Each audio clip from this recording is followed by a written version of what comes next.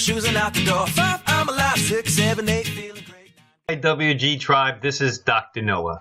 We wanted to make you aware of our never before featured Product of the Month and newly released Book of the Month for February 2018. Keep in mind, all the links, discount codes, and special offers for the product and book will be listed in the show notes in iTunes, in our weekly newsletter, and on our website at www.beyondyourwildestgenes.com at the Listen Now tab. Our product of the month is Purity Coffee, whose tagline is Improving the World's Health Through Coffee. We are huge fans of quality coffee at BYWG, and this is some of the best and healthiest coffee hands down. Our book of the month is Beyond the Label, 10 Steps to Improve Your Mental Health with Naturopathic Medicine by Dr. Christina Jarndal, ND. Both Jon Butcher, discussing Purity Coffee, and Dr. Christina Jarndal, discussing her newest book, can be heard on the Beyond Your Wildest Genes podcast during the month of February. Hey everybody, welcome back to the Beyond Your Wildest Genes podcast. I'm your co-host today, Dr. Mike Akinfora, and I am thrilled to have Jon Butcher on the show today for the second time. Jon, how are you? I'm doing great, Michael. So good to be here. Hello, everybody. We're thrilled to have Jon back on the show, and today I have a special treat. As you all know, near and dear to my heart is coffee, all things coffee. My friends like to bust my chops about all the coffee pictures my wife and I take, and today we're going to talk about Purity Coffee. It's a company that Jon co-founded, and let me read Jon's bio first, and then we're going to get right into the show. So Jon Butcher is the chairman of the Precious Moments family of companies, founder of Lifebook, and co-founder of Purity Coffee and a dozen other companies organized around causes that matter. An artist, musician, and producer, including 12 full-length albums and 7 children's TV shows, an entrepreneur, 19 companies from children's books to wallpaper manufacturing. Jon's life is centered around his relationship with his wife, Missy, their 4 children, and their work. Jon and Missy are passionate about world travel, fine wines, beautiful homes, contemporary art, and capitalism.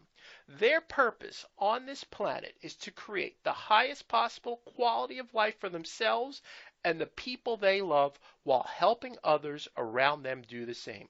Jon, welcome to the show. Thanks so much. Glad to be here.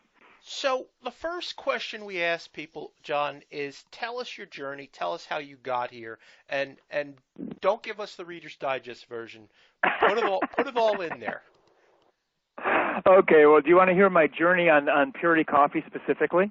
Or you want to go universal on this one? Let's go universal. I need folks to see the breadth and depth of what we're talking about. Okay. All right. Well, I was born the oldest of 7 to a starving artist. My dad's a painter, like not a house painter. He paints paintings, and that's a hard road. But when I was in high school, so we grew up really poor. My mom had 6 kids in 7 years and 2 months, Michael. So there's 7 years and 2 months separate me from my youngest brother, Don. Can you imagine a kid a year for 7 years? I mean, how the heck do you do that? So that was our situation. And my dad always worked 3 jobs to make ends meet. He flipped pancakes at Sambo's. He worked in a wallpaper store. But he always did his art on the side, and he had a dream of being a professional artist one day. When I was in grade school, he landed his first job as a professional artist. He was an illustrator for a magazine. And while he was at that magazine, he met what would become his future business partner, a guy named Bill Beal, and together they started a little business in the garage at night. And eventually Dad started painting these adorable little children with teardrop eyes. And I mean, you could tell from the very first couple paintings that he brought home that these were just incredibly special. And they started a little card company. I don't really know how they pulled the money together to do that, but they they did, and we one summer we built this little 10 by 10 square foot booth. We worked on it all year, and they loaded it up into a U-Haul truck and drove it across the country to California to a convention, the Anaheim Booksellers Association, and it was the debut of Precious Moments. It was in the late 70s. And they came back from that show. They didn't even have enough money to produce any product. It was all like mocked up. We mocked up everything, and they made a little catalog that said, "Hello, we'd like to introduce you to our new line of Christian greeting cards. We call them Precious Moments." Little one-page brochure. They came back from that show with a stack of orders about a foot tall. When I look back on it, I would guess that it was about $250,000, which to us might have well been $1 billion or $10 billion. That was nuts. They didn't have enough money to produce any of it, so they went to a guy in Grand Rapids, Michigan, where we lived. His name was Jay Poley, and he owned a company called Modern Litho, a big printing house. They put the orders on his desk, and they said, "If you print this stuff, posters, buttons, cards, we'll ship it, we'll collect the money, and we'll pay you for it." Bottom line is, Jay Poley put him in business. He printed the product that they needed to fulfill those orders, and that's how Precious Moments was born. Almost 40 years later, this would be the 39th anniversary of Precious Moments. We've achieved over $12 billion in total sales. It's the #1 art license in history, the #1 gift collectible in history. It was just a nuts, wild ride. And I was at the center of the spokes of the wheel the whole time, because all that happened just as I was becoming an adult. And so I was able. I had almost no opportunity as a kid, but by the time I turned 18, 19, 20 years old, I was surrounded by opportunity. Got a job as a salesperson, and then I kind of worked my way up and ended up running the brand, basically. Since it was an art brand, and since art is really all our family is really good at, I started an art licensing company, and we licensed the rights to Dad's artwork to about 200 corporations, the finest corporations in the world. Hallmark made our cards, Golden Books made our books, and Nesco made the porcelain bisque figurines. And Dad's art captured a generation, the hearts of a generation of American women, and it was amazing. And from that base, I was able to focus on causes that were important to me and to my wife, and we've just been in the very fortunate position of being able to start companies organized around causes that matter. Everything we do, we can't get any energy for it unless it is something that improves the world in its ways, that helps people, that makes the world a better place. That's what we're doing on this planet. Just like you, Michael. Exactly the same thing. I think there are a lot of people like us, and with the shape the world's in today, it needs every one of us, right? Absolutely. So you go So that was kind of the beginnings of my career. Sure. You go ahead. No. Go ahead. Your beginnings of your career. That was the beginnings of my career, and then from there in the mid-2000s, Miss and I were able to, my wife Missy and I were able to get our companies relatively automated so that we could really decide what we wanted to focus on. And one of the things that we were most passionate about was, over the years, we'd created this personal development system for ourselves called our Lifebook. And that was it was a system that we used to get crystal clear on what it is that we wanted in all the important areas of our life, why we wanted it, what we needed to do to get it. And this system, over about a 15-year period, had allowed us to create just an extraordinary life for ourselves. It stood out in the fact that we had it all across the board: love, money, health and fitness, our emotional life, our spiritual life, our social life. We were really able to create a high level of success in every important area, and we realized that this is a system that, could be scaled and could really help a lot of other people do the same thing we did. So in about 2006, we started focusing on creating the Lifebook program. We launched in 2007, and it was a tough decision for us to make because we're very private people, and we knew that if we shared Lifebook with the world, we'd have to sort of open up our personal lives a little bit. We didn't relish that thought. But what kind of pushed us over the edge was thinking about, what if we didn't share this? This is a gift that we've been given, and it has just had such a profound effect on our lives. We can't go to our graves without sharing this with other people. So we launched in 2007, and it's been a miraculous journey. Michael, I know you can relate to this. They say that you master what you teach. And when we just had our own life books and it was our own tool that we used, it was a certain level of consciousness that we brought to it, et cetera. When we started sharing it with other people, we really had to dial it in. And I think that as excited as we are about how this work has been able to help other people, it has helped us so much. We've had so much growth over the last 10 years since we shared Lifebook with the world. So as nervous as we were at first, it's turned out to be one of the very best things that we've ever done. And then our amazing Lifebook community, all the thousands of people who've been through the Lifebook program, many of whom we've gotten close to because some of our personal coaching programs we've had opportunities to go into other missions and to start other businesses, and Purity Coffee was one of them. So I'll just kind of segue to this fascinating story of how this company got off the ground. You mind if I do that? Not at all. Go right ahead. Okay. So one of our dearest Lifebook couples, Andrew and Amber Salisbury, came to us one year, and Amber had been experiencing some health problems. She had adrenal fatigue. No one could find out what was wrong. They'd done tons of tests. It kind of came out of the blue. It was unexplainable. She went from being a very vibrant, energetic person to barely being able to get out of bed in the morning, and they couldn't figure it out. It was alarming.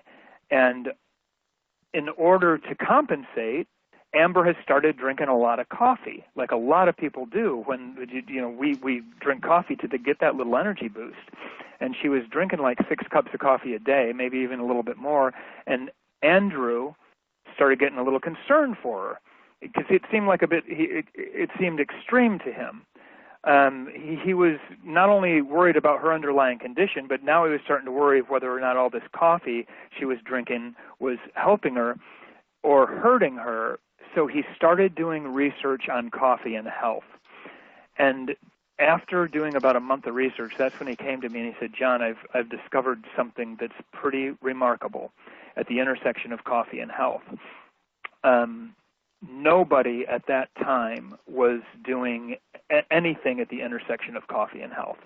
I think most people consider coffee a guilty pleasure at best and a vice at worst.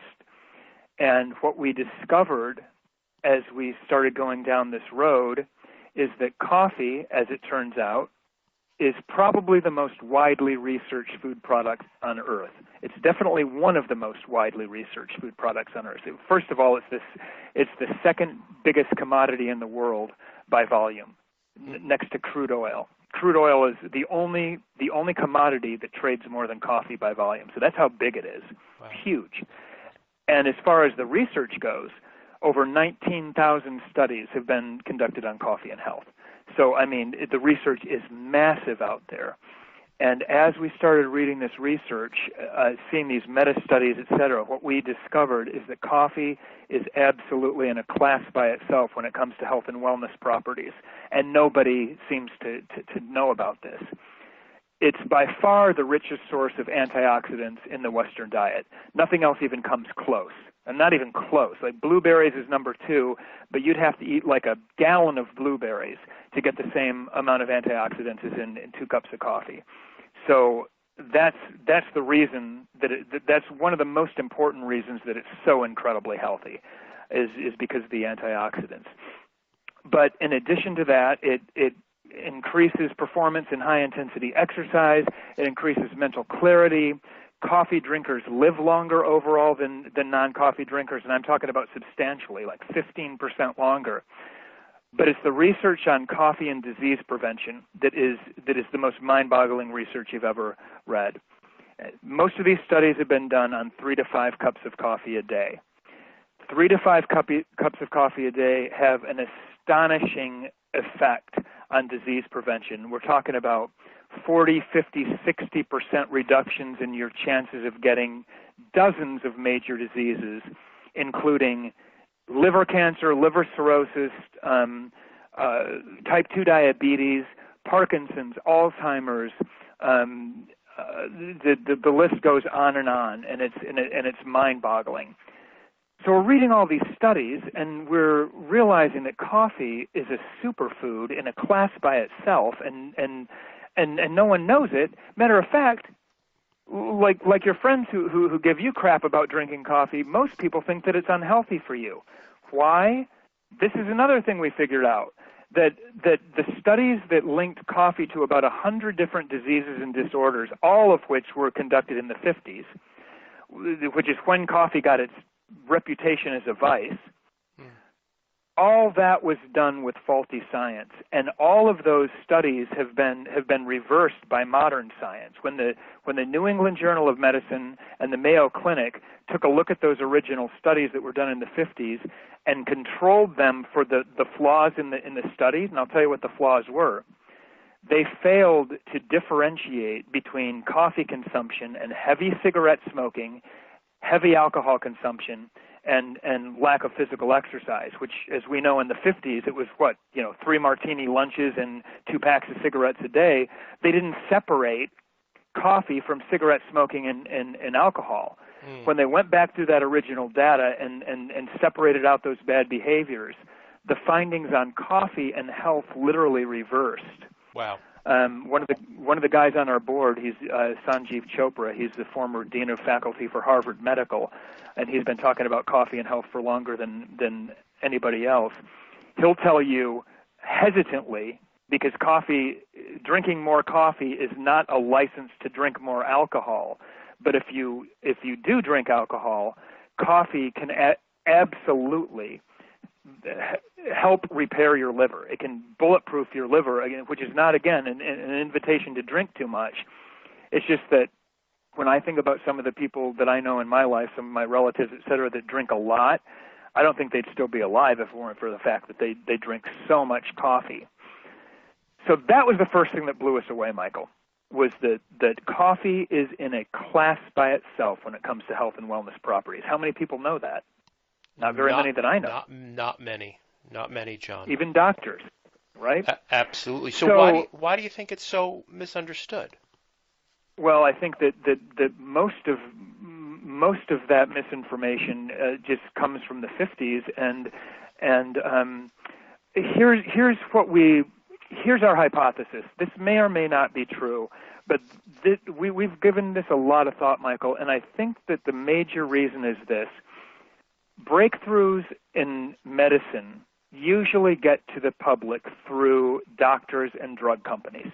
How it usually works is that Big Pharma will spend a lot of money developing a drug that is supposed to do something good.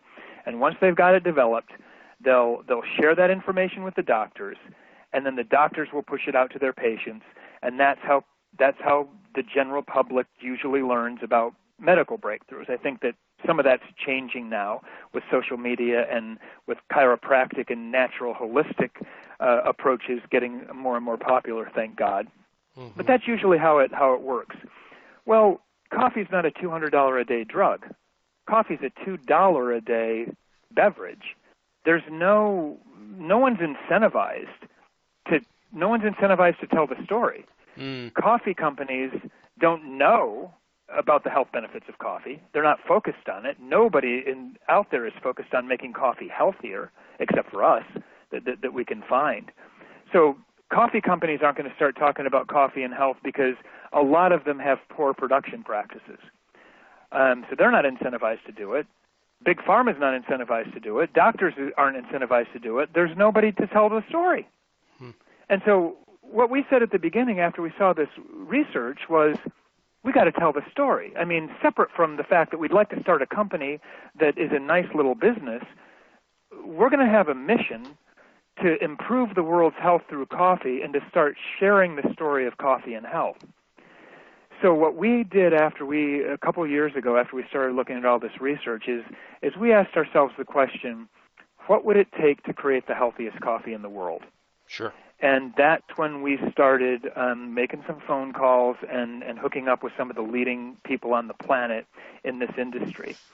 One of my partners at Lifebook is John Ingram of Ingram Publishing, a wonderful, wonderful family out of Nashville. And that family has donated hundreds of millions of dollars to Vanderbilt University. And Vanderbilt has the world's leading coffee research institute. So I called up John and I said, John, can you hook me up with the professors there so that we can learn more about coffee and health? He hooked us up with the leading professors at Vanderbilt's Coffee Research Institute. They spent a ton of time with us. They were so gracious and so wonderful, gave us an amazing education. They hooked us up with the world's leading coffee scientists, and specifically one in the University of Rio in Rio de Janeiro, Brazil, who's written over 100 papers on coffee and health and CGAs, and also Dr. Sanjeev Chopra, who's Deepak's brother and an amazing liver specialist, and he's the dean of former dean of faculty of Harvard Medical, one of the most important professors at Harvard. He's been talking about coffee and health for longer than anyone that we could find. So we just assembled this world-class team of coffee experts, and together, over a 2-year period, we studied every known best practice for making coffee healthier. And we combined all of those best practices into one system. And I can talk a little bit more about what that is later, but using this system, after we worked the system for quite a while, we had our coffee tested by 3 independent laboratories against 49 other brands representing 80% of the market. Lab results came back last year in the fall, and we've achieved our goal. Purity Coffee is the healthiest coffee in the world, healthier than any other coffee brand. We've got the highest antioxidant levels of any coffee brand on the planet, and we test absolutely contaminant-free, mold-free, mycotoxin-free. No other coffee company in the world can claim that, and we're really, really proud of that result. That is one of the hugest things that I've ever heard about coffee. Oh, thank you, Michael. The highest antioxidant level in the world, and you combine that, which is a big problem for coffee, no mold or mycotoxins. Huge. That's right. Yeah, it's huge. So we have, on average, Purity Coffee has double the antioxidant levels of all other coffee companies combined. If you average the antioxidant levels of all the coffee companies that were tested, Purity Coffee has, on average, double the antioxidant levels of those. And if you just look at the organic coffees on that list, because Purity is organic, it has to be, we have more than 4 times the antioxidant levels of all organic coffees tested, and 100% mold-free, mold and mycotoxin-free. So we're in a class by ourselves, and we've just begun. We're going to continue to fine-tune this process, and we've got 3 basic steps in our purity process that makes our coffee the world's healthiest coffee, and we're going to continue to fine-tune that process, and I think our results are even going to get better this coming year. Beautiful. And the other part that I don't want folks to miss out on, organic coffee means what, John? Well, coffee is probably the most heavily treated crop on the planet when it comes to pesticides and herbicides. And here's why, Michael, if you think about where coffee grows in about 70 countries, and they're all pretty much in that equatorial belt, you know, a few hundred miles from the equator up and from the equator down. And so, I mean, if you think about, you know, I've been to a lot of those places. They've got bugs the size of cats. You know what I mean? They gotta keep those critters off of the beans. So they're soaked in pesticides and sprayed, and coffee buyers buy beans from places with low environmental regulations, and they use as many pesticides as they need to use to protect their crops. But a lot of that stuff gets absorbed into the coffee cherry, and as a result, you know, gets into that bean. And our tests have proved that out. So we have to start with organic. And what organic means is you don't pour chemicals onto the ground or onto the plants. It's as simple as that. And only 3% of coffee worldwide is organic. Wow. So our sourcing profile, which is step one in our process, is we find the healthiest coffee in the world to start with. We find the healthiest beans. And how we do that is, number one, it's got to be organic. And very, very few coffees are. 97% of coffee in the world is not organic.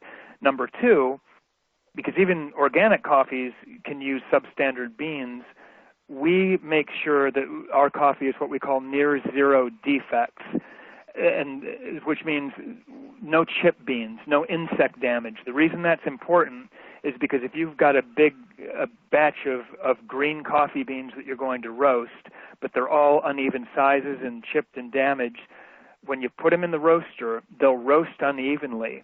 So by the time your batch is done, those little small pieces turn to basically charcoal. They're full of a compound called PAH. Let me see if I can get this right. Polycyclic aromatic hydrocarbons. That's what that stands for. It basically means any charred food. It's not good for you. It's a carcinogen. So got to be organic, got to be near zero defects, no mold ever. And that's different than most coffees out there.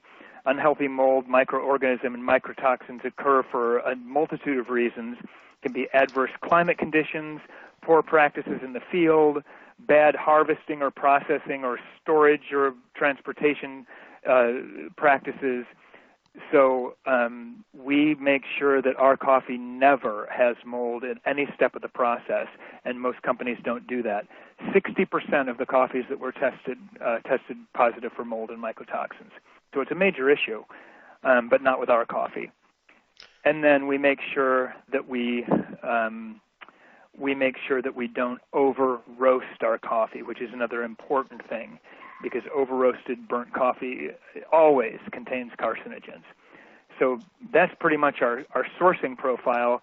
We start with the world's healthiest green beans. We test until in our labs to see what beans are the highest in chlorogenic acid. And by the way, Michael, that changes every single harvest. Just like wine, there's a big difference between 2012 and 2014. You know what I mean? Oh, yeah. Yeah, so we got to test every year. Absolutely. And then we find the healthiest green beans, and then the real magic to our process, our black box, is our roasting protocol. So we have a really rigid sourcing profile where we're starting with the very best coffee in the world, but anyone who really wanted to do the research could do that, and who wanted to pay for testing. But what we do with our roasting is what separates us from everybody else. You want to hear about that? Yeah, baby. Lay it on me. So here's what happens during the roasting. You start with a green coffee bean, and now you're going to roast it, cook it basically, so that it becomes the coffee that we all know and love. Well, hundreds of chemical reactions occur during the roasting process, during which some healthy compounds are created and some healthy compounds are destroyed. So the longer you roast coffee, the more the CGAs diminish, the antioxidants that make coffee healthy. The longer you roast it, the more it goes down. The antioxidants are highest in a green coffee bean, and they're lowest in a French roast black overcooked bean. But you can't just solve the problem by under roasting your coffee either, because there's a carcinogen called acrylamide that comes up. That acrylamide will be present in unroasted beans or in beans that are under roasted. So there's a curve at which there's a sweet spot where when you hit this exact right place in the roasting curve, you will have maximized all the healthy compounds and minimized all of the unhealthy compounds. And how we find that roasting curve is by roasting and testing and roasting and testing, where we're going back and forth between, first of all, we've started with the healthiest bean we could find on the planet, and then we roast and test until we find the exact curve that nets the most positive healthy benefits and the least unhealthy benefits, and that will be our protocol for that year. And that's got to be repeated every single season. And then the third step in our process is a freshness strategy, where we pack using the state-of-the-art nitrogen flushing that makes it so that when you open a bag of Purity coffee, it's as fresh the day you open it as the day it was roasted. So those are our three steps: our incredibly rigid sourcing profile, our secret scientific roasting protocol, and our freshness strategy. And all those things together, after 2 years of painstaking work and research, have netted the healthiest coffee in the world, and we could not be more proud. And that is truly brilliant. And for those of us who love coffee, I love the ritual of making it. I love the smell. I love everything about it. And here's the proof in the pudding. For years, I only drank dark roast. After having your coffee, I was blown away at the breadth and the depth of the, for lack of better term, the notes in the coffee. I always equated it. That's beautiful. Yeah, it was brilliant, and a dramatic taste difference. Yeah, totally. Dramatic taste difference. You can actually taste the coffee and instead of just tasting burnt beans. And I used to be the same as you. I preferred really super dark French roast until I started drinking this amazing magic elixir that we've created. It's not under roasted. It's not light roast. It's still a nice medium roast. Yes. But you can taste all the notes. And not only that, Michael, but I'm sure that you'll relate to this. The vast majority of our customers report that they can feel the difference in their bodies. Purity gives you a bright, sustained lift with none of the jitters or anxiety or any of that weird feeling that accompanies other coffees, because it's just so clean. And I'll tell you, one of the things that we want to do is we want to talk to more chiropractors about this, because we feel that you guys are the natural, holistic healers of the future. Always felt that way. Ever since Pat Gentempo first introduced me to chiropractic, I have been a missionary. I've been an evangelist. And Missy and I believe that you guys are going to be the ones to lead us out of this healthcare crisis we've got on our hands. And we feel that chiropractors are the perfect group of people to bring the message of coffee and health to the world. Your patients care about holistic, natural ways to heal themselves, and that's exactly what this is. You know, Jon, the interesting thing is, and I'm always buying the coffee for the office and the staff. And 2017, we introduced a coffee station for everybody. And using your product, they were like, there is no crash. That's what they really noticed. There's no crash whatsoever 2 hours, 3 hours later. True, and the other thing about Purity coffee is you can drink more of it than you're used to, and we recommend that. I mean, you guys, if you read this research, you'd understand. You almost, and I say this with caution because we live in an area where people don't tend to take responsibility for themselves as much as they should, but you almost can't drink too much coffee, especially coffee that's been crafted for health.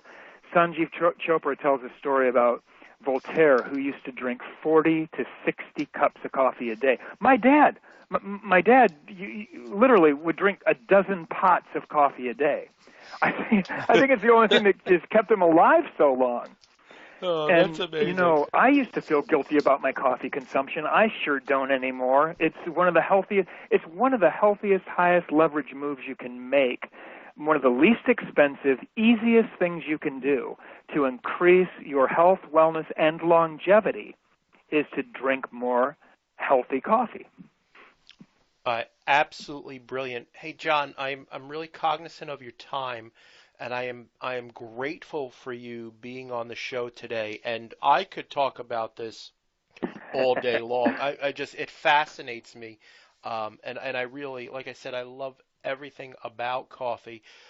Can you tell people where they can find you in the world and find Purity Coffee?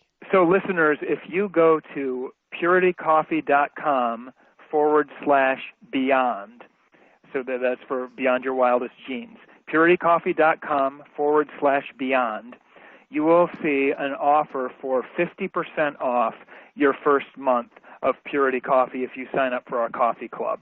And you can choose whatever quantity you want. You get 50% off your first month. You can cancel at any time, including before you even get the coffee the second month. So it's a way for you to try almost risk-free our coffee for a month at half off, puritycoffee.com/beyond. And that's the offer that we're making for your group, Michael. And we're so excited that people are going to be able to try this coffee. Jon, thanks so much for that offer. We greatly appreciate it. You know, it's only you, me, and about, 700,000 people listening. Perfect. So tell production that they're going to have to get ready.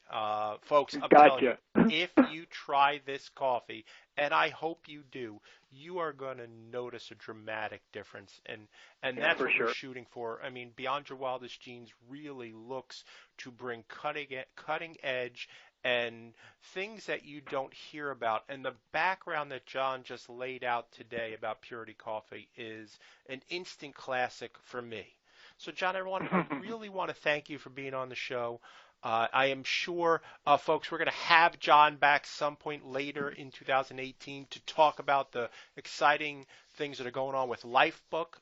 As I discussed with Jon before, a little preamble, it's actually the third most listened to podcast that we've ever had. So you can search through the archives, and we're going to have Jon back again and talk about Lifebook later in the year. Wonderful. So, Jon, thank you so much, Michael. I've really enjoyed being here as usual. Perfect. Anything else that you want to say to the audience before we shove off? Well, I just want to say I hope that you all make 2018 the best year of your life. It seems like there's something happening right now, and as crazy as things are out there, it feels like we're getting the wind at our back. Those of us who are waking up every day and trying to make the world a better place, feels like we're getting some traction. So just wishing you guys all a super happy new year and a great 2018. Thanks again, Jon. Everybody, if you would do us a huge favor, if you like this show, please go on to iTunes and like it or tell your friends about it. We would greatly appreciate it. It helps us to help others find this vital information. So again, thanks again, Jon. Have a great day, everybody. Ciao. Take care. Bye-bye.